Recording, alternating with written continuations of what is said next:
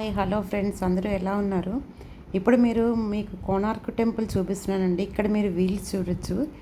ఈ wheels అన్నీను horses అన్నీ నిండి ఉంటాయి వీటి మీద. నరసింహదేవ అనే అతనేమొచ్చి ఈ షేప్ ఆఫ్ హార్సెస్ ఇస్తాడు. దీన్ని రథచక్ర అంటారు, రథం అంటారు దీన్ని. మీరు చూడొచ్చు ఇందులోని ఆర్కిటెక్చర్ చూడండి. స్టోన్స్తో ఆర్కిటెక్ట్ చేశారు ఇదంతా.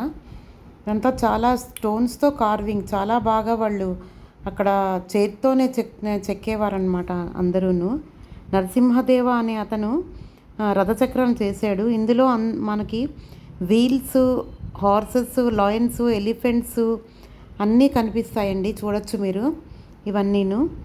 కొనార్క్ టెంపుల్ తలక ప్రసిద్ధి చాలా చాలా ఎక్కువ అండి.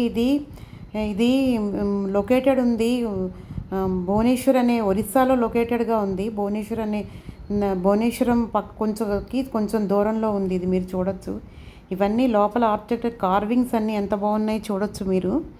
సన్ టెంపుల్ గురించి చాలా చెప్పాలంటే ఇంకా చాలా చాలా ఉన్నాయండి.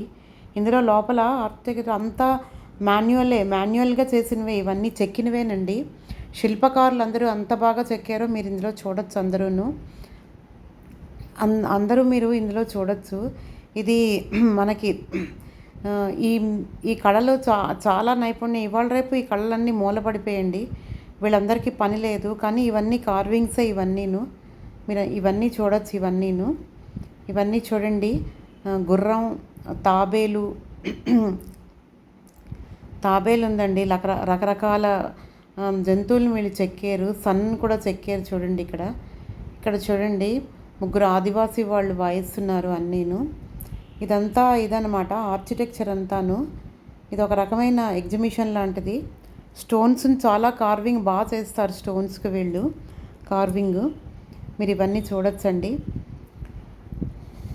ఇది చేయడానికి చాలా టైం పట్టిందండి వీళ్ళకి.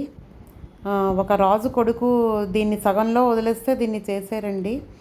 మనకి రథసప్తమి అని వస్తుంది కదండి, ఇక్కడ మీరు టెంపుల్ చూడొచ్చు.